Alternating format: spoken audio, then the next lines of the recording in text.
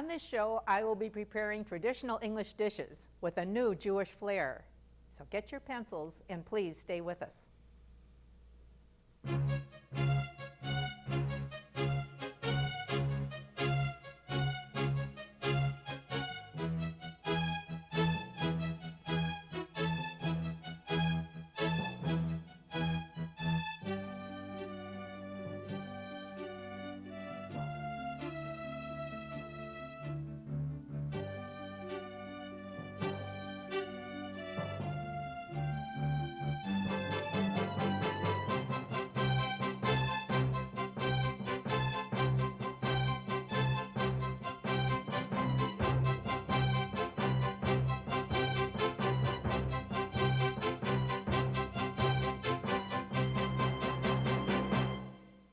Shalom, and welcome to my kitchen.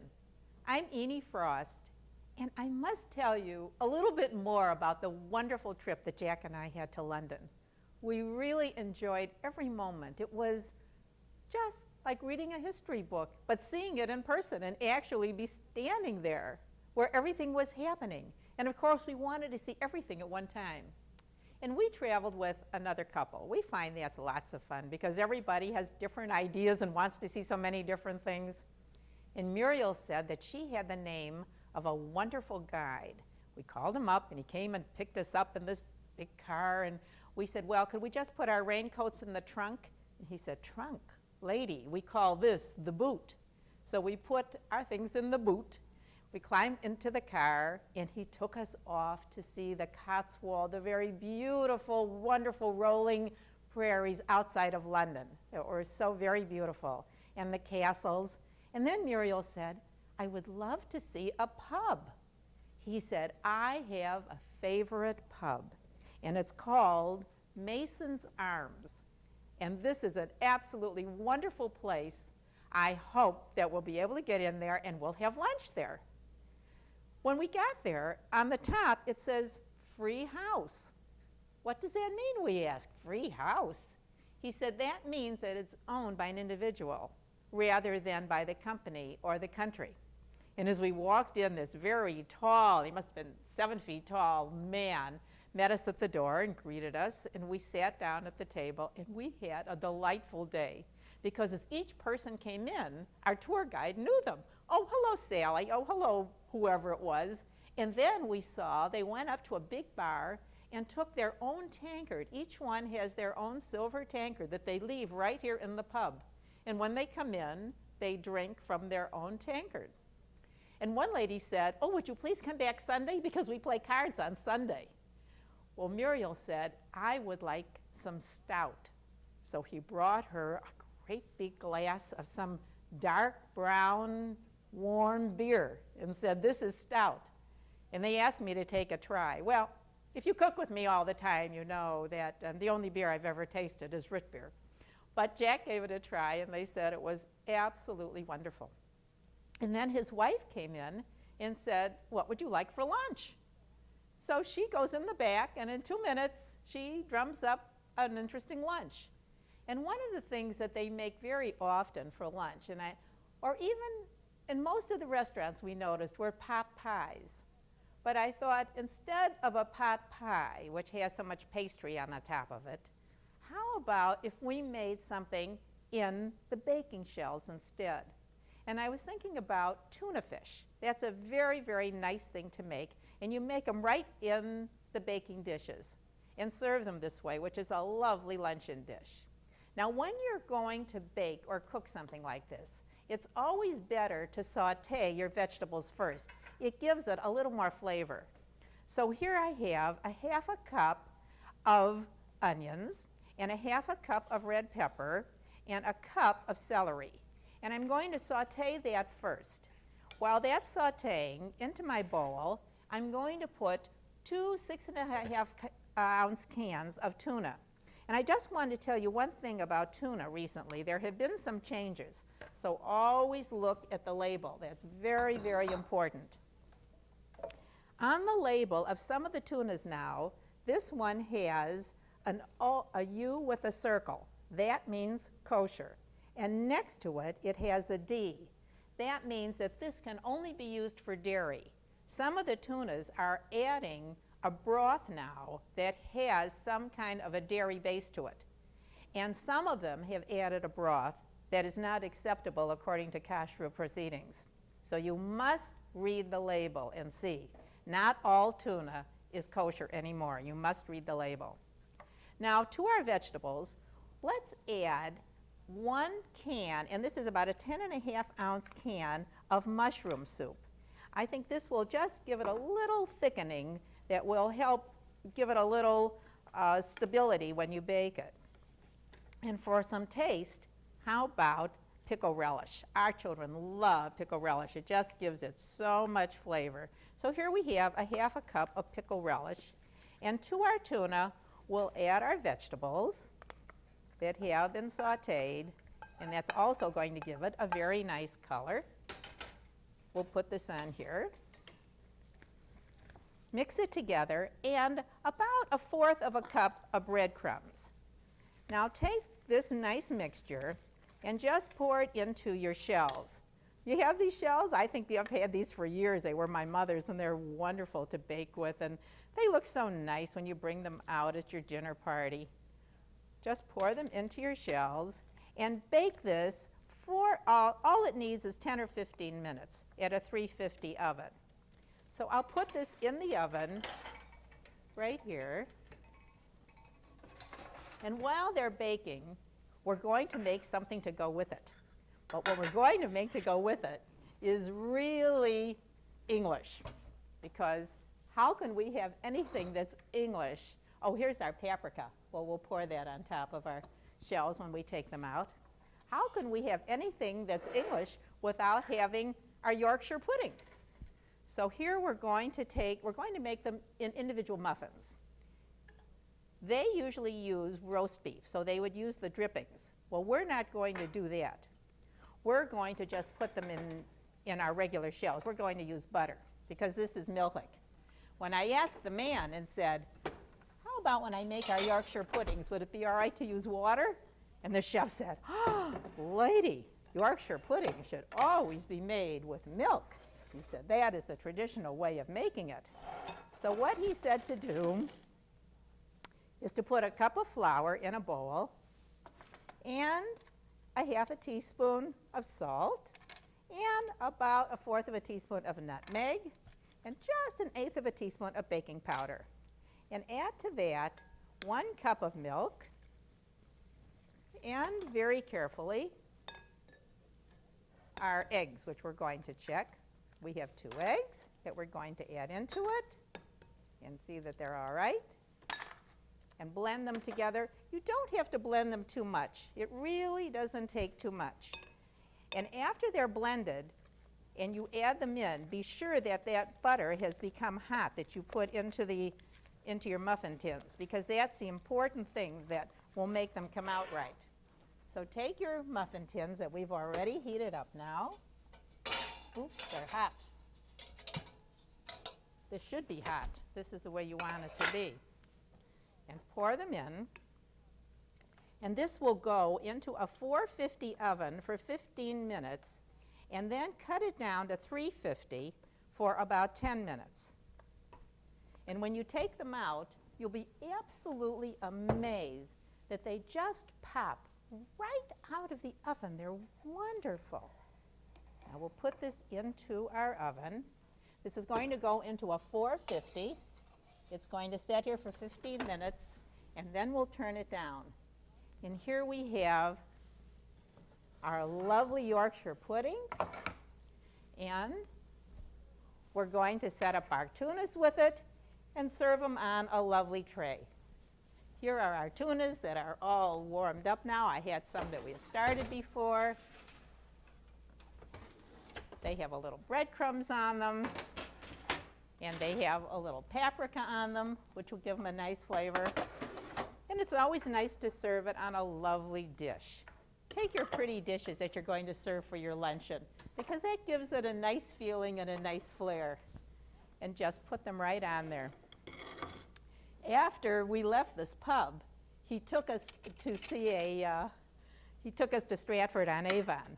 And that was so interesting. We really loved it. That's a very beautiful place. And my mother had told us exactly where we were to go. She was there on her honeymoon. You know how many years ago that was? And she remembered exactly. She says, now be sure you go to see Anne Hathaway's house. Because remember that when Shakespeare was writing about Shylock, he never knew a Jew. There weren't any Jews living there then. But this is a very interesting and beautiful place. And I hope that if you go to England, you'll go to Stratford-on-Avon. But as you go there, from the Cotswolds to there, you must be sure that you stop at this pub and have the wonderful dinner and luncheon that we had. And this is, I think, a very easy way of doing it. You see, I had to make it milchik to go along with the laws of kashrut, because otherwise the chef would never have accepted what I was doing. So here we have our lovely tuna, and we're going to put on it there. Oh, look at how these came out. I hope that you will enjoy them. Enie's Kitchen will continue in a moment. If you would like a copy of Enie's recipes, please send a self-addressed stamped envelope to Enie's Kitchen, WJUF TV, 1 South Franklin Street, Chicago, Illinois, 60606. That's a self-addressed stamped envelope to Enie's Kitchen, WJUF TV, 1 South Franklin Street, Chicago, Illinois, 60606. When we were in London, we did a great deal of sightseeing, but we also did a little shopping. Can you believe as we come down the main street and we see this tremendous, tremendous building with the pillars down the front and beautiful statuary, and we asked, what is it? They said, oh, that's Harrods, the big department store. So everything there is on a grand scale. And as we walked through, naturally, we got up to the book department and bought a kosher cookbook. And I noticed when I was reading through it that so many of the recipes have ginger in them. Why would that be? And as I read some of the phrases from the author about it, I thought about, yes, the ginger is definitely very Jewish. Because the Jews did not live in England from the late 1200s until the middle 1600s. But in 1492, in Spain and later in Portugal, the laws of the Inquisition said that all Jews would be killed, murdered, hung, expelled. Their children would be killed, robbed. But those who got out, so many of them went to Holland. Because you see, there was a great deal of trading back and forth, and the merchants had been used to doing a great deal of business with Holland. So many of the Jews, these Sephardic Jews from the Spain and Portugal area, went either into Morocco or to Holland. This was a natural place for them to go. And then in the middle 1600s, they started to sift going from there up to England because they were doing a great deal of trading again. The merchants were doing so much. And to bring it even to a modern day, let me say this, that many of the Jews who stayed in Amsterdam became diamond merchants and went to Israel after the war. And today, diamond business is one of the biggest export businesses of Israel because these people had always been in the diamond or jewelry business. But I thought we have to make something with ginger because this is what they did. In the Dutch West Indies, of course, they were bringing all of these things in, so this is what they were using. And I think you're going to like these squares. They're rather interesting, and I'm going to try to put it in the food processor, although you can make it without it very simply. Now, the best thing to do with your nuts is just take your nuts, and these are almonds, put them in your food processor and chop them up, which I did already, about a half a cup. And 2 cups of flour will go into here. And they use a great deal of brown sugar. So this takes a half a cup of brown sugar. And let's just put that through for a second just to get the feel of it. Now, we will add to that 6 ounces of butter. And always cut it up into chunks before you put it in your food processor. And process that through. Now we're going to crack 1 egg and check it. And add to the egg about 2 tablespoons of lemon juice. This is going to give it a nice flavor. And it doesn't have to beat up, just kind of mix together. Now add that in very carefully. And with it, we're going to add 2 teaspoons of baking powder. I noticed that these are very heavy, and it really needs it. This is a lovely dough, and you see how soft it is. You're going to have to take this dough and put it in the refrigerator for about an hour. And when you take it out, it will be ready to use. And they don't bake in glass too much. They always say, put it in a tin. So here is a tin. This tin is about 11.5 by 7.5. And we have already put a half of the dough in it. Now I'm going to take this ginger preserves. Oh, this is wonderful. You'll go into the store, maybe you've only been looking at apricot preserves or strawberry preserves, but next time you're there, please go in and try this. It's just wonderful. It has such a marvelous flavor to it, and a little bit different than the regular cookie bars that we're always making. Then just roll out your dough, and be sure that you take a little flour and sift it first before you roll it out. And when you do, you'll see it'll be very, very soft. And my mother-in-law, Avasholem, used to say, "Merp," that it has a nice feeling to it. And I think that this really does.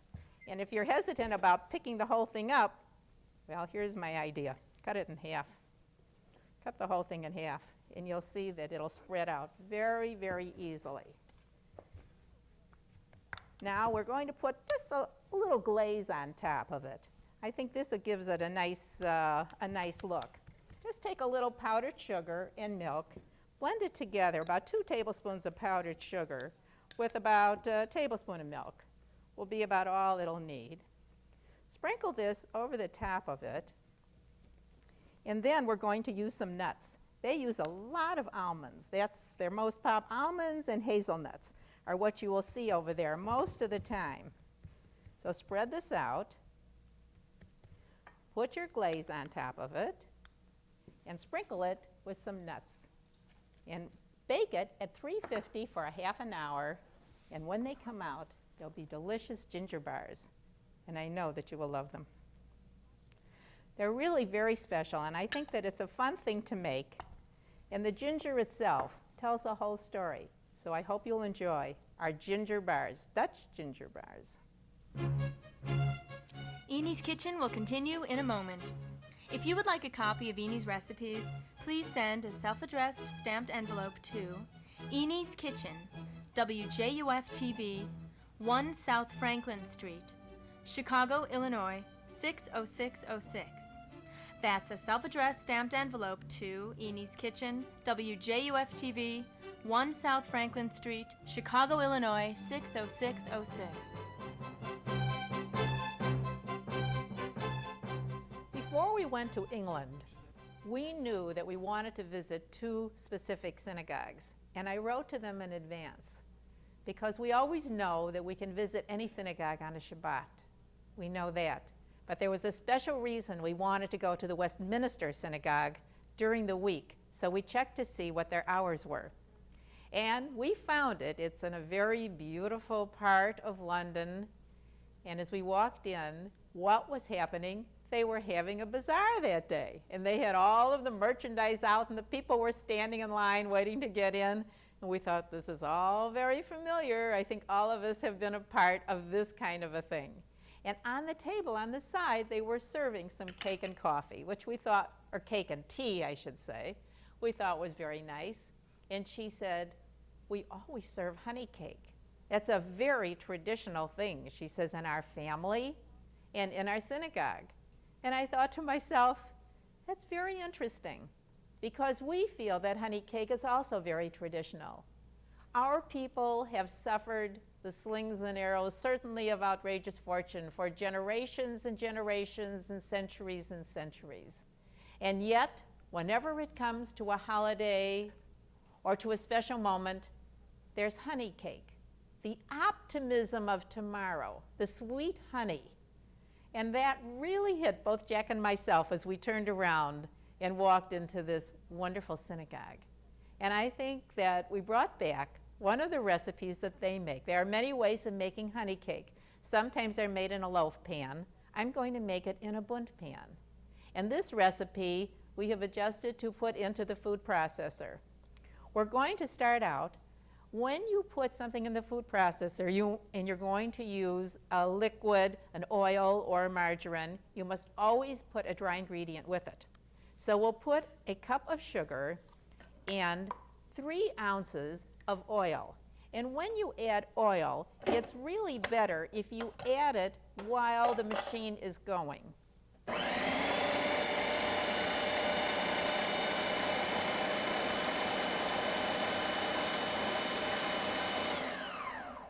This is 3 ounces of oil, and then we're going to add to that 3 eggs. And of course, we're going to check them first for kashrut. So here we have 3 eggs, and we'll look at each one to be sure that there isn't any blood in them, because that would not be acceptable. We'll put each one in. When a recipe calls for more than 1 egg, always add 1 at a time, because they will blend in better that way. With it. And when the eggs are divided, always be sure that your bowl is very, very dry before you put the whites in. So many times I get a call from you saying, what happened? Why didn't the whites come out?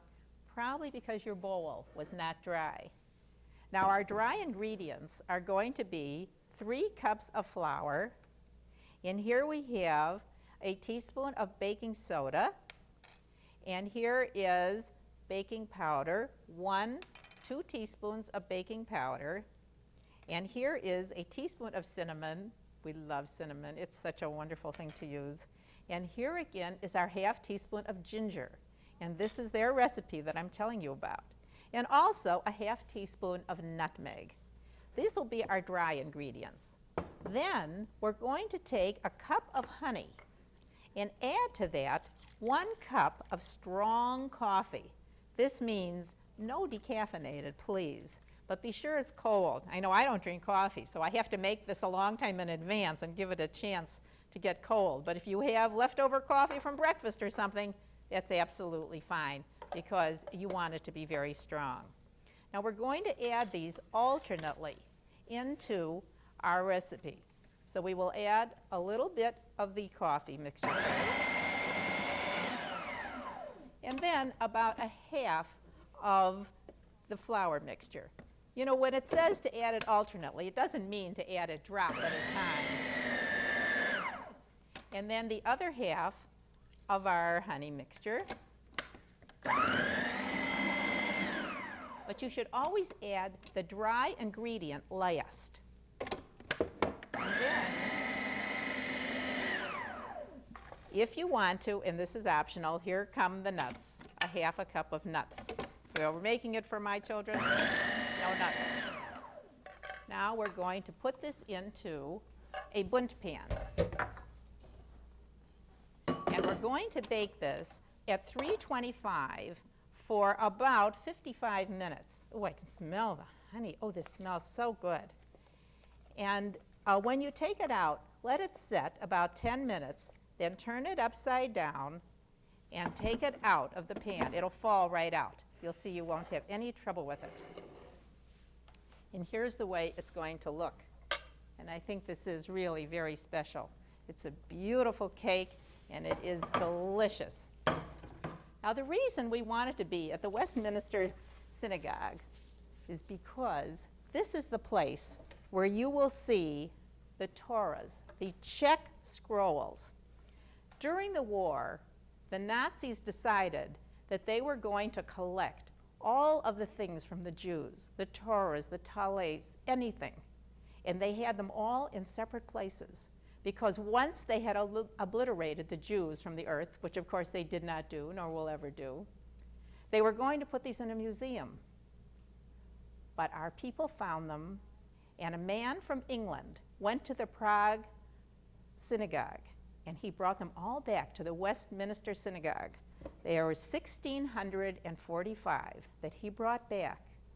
And these Torahs, and they're not in good condition, because as you can see, if you look at this picture closely, you can see that it is marred. It's not really well done. And some of the poles were destroyed, which have been corrected, and they have a scribe who sits all day long and looks these over. Now, these Torahs are available to any place, to Northwestern, to universities, to synagogues all over the world. And in here are a listing of many of the places throughout the world that do have these Torahs. And it's something that is a reminder to us forever and ever that these Torahs that were used and were in use in Europe by the millions of Jews who live there but are no longer alive today, or their children, or their children's children. When you think about all of the Jews who were killed during the war, it is a reminder to all of us. And so this was a part of our trip to England. It was to a place where the war had actually happened, to seeing some of the destruction. And of course to us, to always think of what happened to our people at that time. And so I hope that you will sometime perhaps make one of these desserts and make a luncheon like this. And if you are ever in any of the synagogues in America or Europe or Africa that have one of these Czech scrolls, go in and look at it and think about what we are saying, because it is something that is a part of our heart. And Jack and I were so delighted that we were able to meet the curator who spends all the days just looking over these Torahs and working with the scribe, and is so delighted whenever there is an order that someone cannot buy it, but on a personal loan basis gives a contribution to the Westminster Synagogue so that they can bring one to their own place. And that was really a very special part. And I hope that you will enjoy the honey cake, the squares, the tuna, and certainly our wonderful Yorkshire pudding. Shalom.